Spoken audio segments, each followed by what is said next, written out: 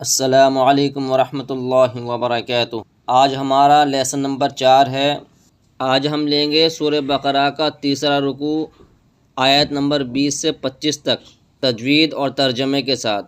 میری گزارش ہے کہ آپ اس کو غور سے سنیں اور اس کو بار بار سنیں اور صحیح پڑھنے کی کوشش کریں۔ چلو اب ہم سبق کو شروع کرتے ہیں۔ اعوذ باللہ من الشیطان الرجیم، بسم اللہ الرحمن الرحیم۔ یا ایہا الناس اعبدوا ربکم الذی خلقکم والذین من قبلکم لعلکم تتقون۔ الذي جعل لكم الأرض فراشا والسماء بناء وأنزل من السماء ماء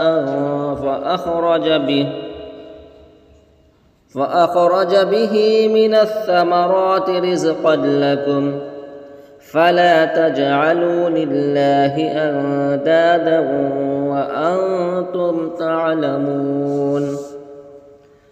وإن كنتم في ريب مما نزلنا على عبدنا فأتوا بسورة من مثله وادعوا شهداءكم من دون الله إن كنتم صادقين فإن لم تفعلوا ولن تفعلوا فاتقوا النار التي وقودها الناس والحجارة أعدت للكافرين وبشر الذين آمنوا وعملوا الصالحات أن لهم جنات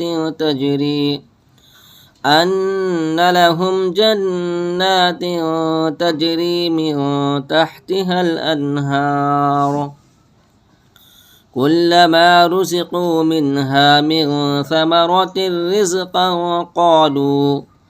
قالوا هذا الذي رزقنا من قبل وأتوا به متشابها ولهم فيها أزواج مطهرة وهم فيها خالدون۔ صدق اللہ العظیم۔ اب ہم ان آیتوں کا ترجمہ لیتے ہیں۔ یا ایہا الناس اعبدوا ربکم الذی خلقکم والذین من قبلکم لعلکم تتقون۔ لوگو اپنے پروردگار کی عبادت کرو جس نے تم کو اور تم سے پہلے لوگوں کو پیدا کیا تاکہ تم اس کے عذاب سے بچو۔ الذی جعل لکم الارض فراشا والسماء بناء وأنزل من السماء ماء فأخرج به من الثمرات رزقا لكم فلا تجعلوا لله أندادا وأنتم تعلمون۔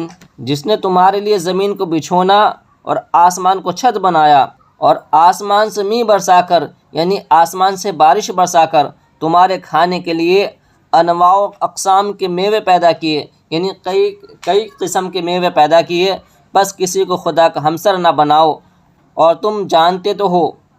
وَإِن كُنتُمْ فِي رَيْبٍ مِّمَّا نَزَّلْنَا عَلَىٰ عَبْدِنَا فَأْتُوا بِسُورَةٍ مِّن مِّثْلِهِ وَادْعُوا شُهَدَاءَكُم مِّن دُونِ اللَّهِ إِن كُنتُمْ صَادِقِينَ۔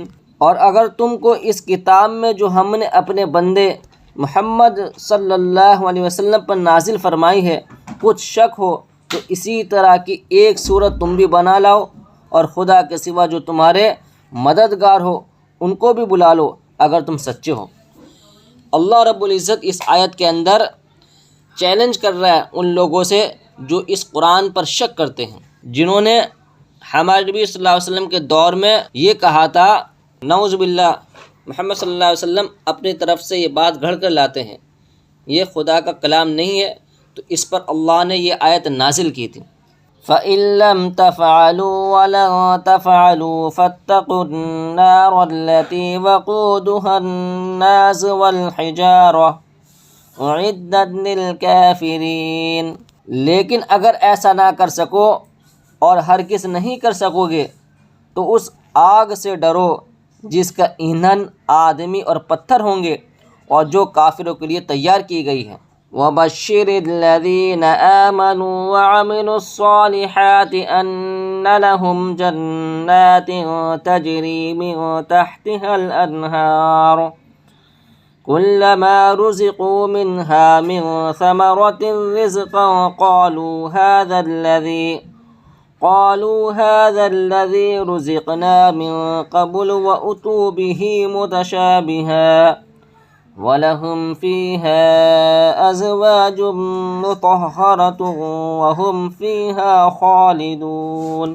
اور جو لوگ ایمان لائے اور نیک عمل کرتے رہے ان کو خوشخبری سنا دو کہ ان کے لیے نعمت کے باغ ہیں جن کے نیچے نہر بہہ رہی ہے، جب انہیں ان میں سے کسی قسم کا میوہ کھانے کو دیا جائے گا تو کہیں گے یہ تو وہی ہے جو ہم کو پہلے دیا گیا تھا، اور ان کو ایک دوسرے کے ہم شکل میوے دیے جائیں گے اور وہاں ان کے لیے پاک بیویاں ہوں گی اور وہ بہشتوں میں ہمیشہ رہیں گے، یعنی وہ جنتوں میں ہمیشہ رہیں گے۔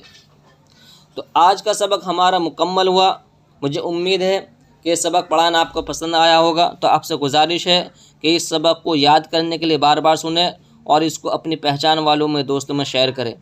السلام علیکم ورحمۃ اللہ وبرکاتہ۔